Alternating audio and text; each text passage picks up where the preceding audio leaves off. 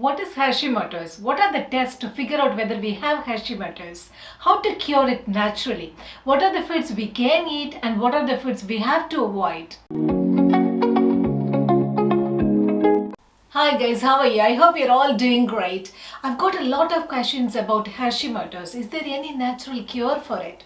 Is it curable in the first place? Because many people say that Hashimoto's autoimmune disorder is not curable. A lot of people think that they have hypothyroid, but actually half of them they have Hashimoto's. I'm going to explain you what are the tests to figure out whether you have hypothyroid or Hashimoto's and how to cure it naturally. Hypothyroid is when your thyroid gland is underactive. It is producing less thyroxine than what is necessary.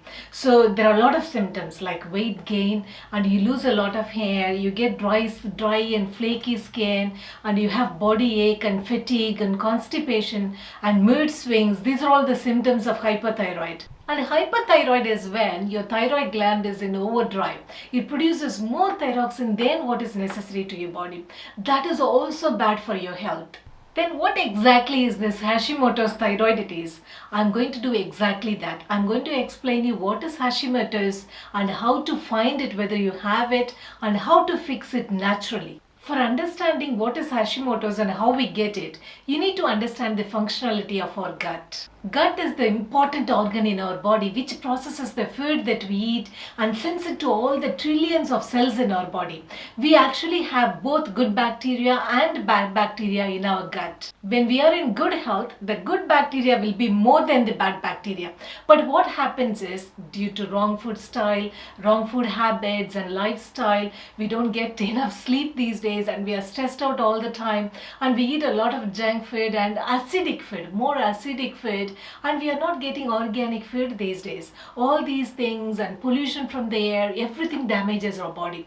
It damages our gut. The good bacteria reduces and the bad bacteria increases. So what happens in our gut when this bad bacteria increases? What is the connection between this bad bacteria and we getting Hashimoto's? Our gut is actually divided into two parts. One part is where the food, whatever you eat, it goes there. And we have a kind of a fishing net. You can imagine like a fishing net in the middle. And this side is your blood. One side is your food and the other side of the gut is your body's blood.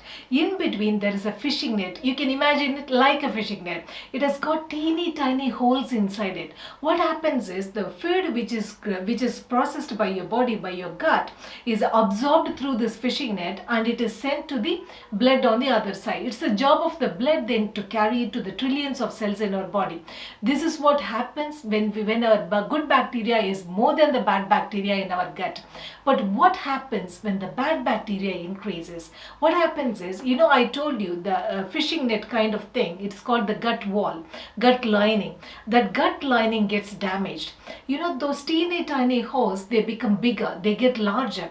So what happens when those holes are larger? The toxins, the waste from our body, which has to get out of our body, which has to exit our system, squeezes through these bigger holes and enters the bloodstream. It is a foreign invader. These are dirt, these are toxic things. They shouldn't go there to the blood. These toxins and protein molecules, which are not supposed to be there in the blood in the first place, they enter our bloodstream. Now what happens to our body? It's a very bad thing because there are toxins and protein molecules in our blood. So our immunity just flares up. It is doing it to protect our body and it releases antibodies to protect us. These protein molecules which are there in our bloodstream right now, they have got something called as molecular mimicry. They mimic the functionality of our glands, of our body organs. They mimic the functionality of our knees, our skin and our thyroid gland. They mimic everything in our body. It is called as molecular mimicry. And these antibodies that were produced by our immunity, our own immune system, they start attacking these protein molecules. They start attacking our organs, our thyroid gland. Why is it doing that? Because these protein molecules, they are mimicking the functionality of thyroid gland. So they are attacking everything in our body. When it attacks your thyroid gland, what happens? Your thyroid gland becomes very sluggish and it goes down. It produces less and lesser hormones, lesser thyroxine hormone. This condition of the gut where it is leaking is called the leaky gut syndrome, because the protein molecules and the dirt and the toxins are leaking into your bloodstream. That is called the leaky gut syndrome. When our own immunity attacks our own body, it is called autoimmune disorder. There are quite a few diseases in this autoimmune disorder umbrella, because when it attacks your thyroid gland, it is called as Hashimoto's thyroiditis. When it attacks your knees and joints, it is called arthritis. When it attacks your skin, we get psoriasis, and there is eczema as well. There are a lot of autoimmune disorders. Now we have seen how this Hashimoto's is created in our body. How do we get Hashimoto's? What is the reason? Now let us see how to figure out whether we have Hashimoto's or hypothyroid. To figure out whether you have hypothyroid issues, you need to go for the test called the TSH, T3, T4 test and reverse T3. These 4 tests are done to figure out whether you have hypothyroid issues. For Hashimoto's, you have to go for a test. It's a blood test. You have to test for anti-TG and anti-TPO. These 2 tests will tell you whether you have Hashimoto's or not. Now once we have figured out whether we have Hashimoto's or not, now it's time to fix it. How can we fix it naturally? How can we fix this thyroid problem, this Hashimoto's thyroiditis at home naturally? Curing your Hashimoto's becomes possible only when you figure out the root cause. Only when you fix the root cause, which is the gut issue, which is the leaky gut syndrome. That's exactly what we are going to do. The first thing what you need to do is you have to stay away from dairy and you have to stay away from gluten. You need to basically eat food which is dairy free and gluten free. Some people will think that I'm not allergic to gluten and I'm not allergic to dairy as well. Then why should I go dairy free and gluten free?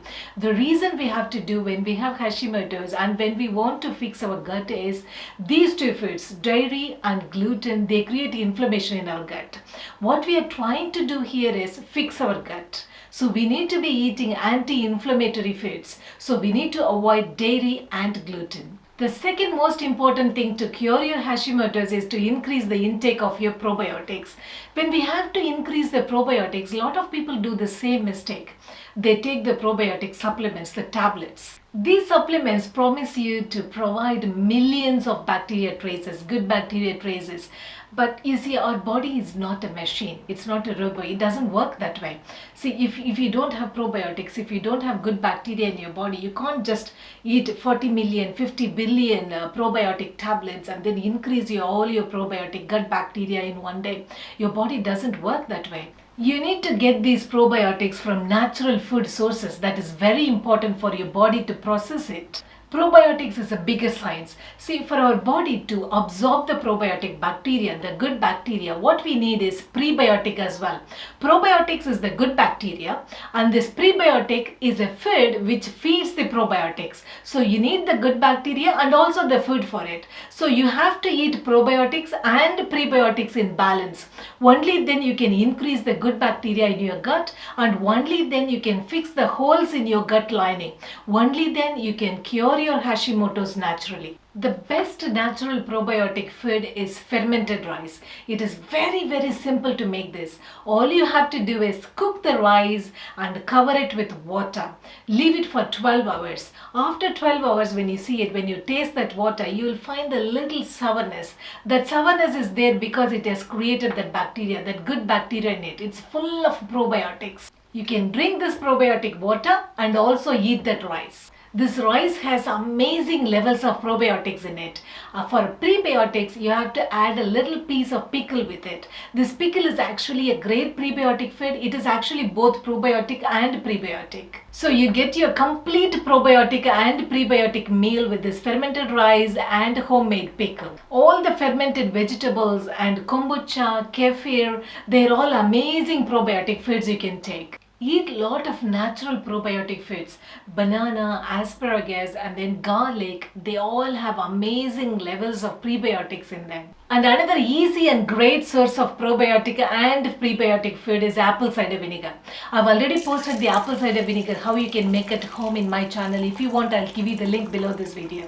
Take 1 tablespoon of this apple cider vinegar and mix it in a glass of warm water and also mix 1 teaspoon of isabgol. It is also called a psyllium husk. The reason why I add psyllium husk to my apple cider vinegar drink is it has got amazing levels of prebiotics. So you get your probiotics from apple cider vinegar and you get your prebiotic from the psyllium husk. You're mixing both and take this half an hour before your lunch. And another very important thing that you have to do to fix your gut is to reduce your stress. I usually take adaptogenic herbs to reduce my stress levels and manage my stress. These adaptogenic herbs, they actually help your body to deal with your stress, in a better way. You can take ashwagandha powder, just a quarter teaspoon of it, and mix it with warm water in the morning before your breakfast. About half an hour before your breakfast, you can take it. There is also another excellent adaptogenic herb which is called as Tulasi. It is also called as holy basil. You can make tea with it. You can boil it in hot water and add a teaspoon of honey with it. It will make an excellent tea in the evening. And the most important thing when you have any kind of thyroid issues is take coconut oil. Take cold pressed extra virgin coconut oil every day.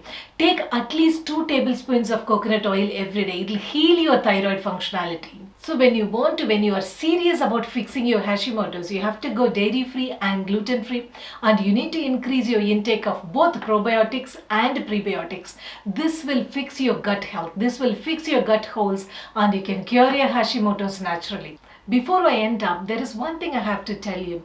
This does not mean that you can stop your medication, whatever you're taking right now. Not only for Hashimoto's or hypothyroid, for any problem, for any health problem, when we are taking any medication, we are not supposed to stop it abruptly. We have to do it slowly. Bring these natural changes, bring these lifestyle changes in your life.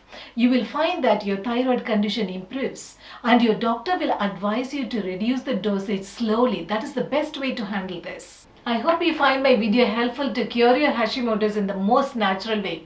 If you did, give this video a thumbs up and share it with your friends. It will help them too if they have any autoimmune disorders. Don't forget to subscribe to my channel. I'll catch you guys later. Bye-bye.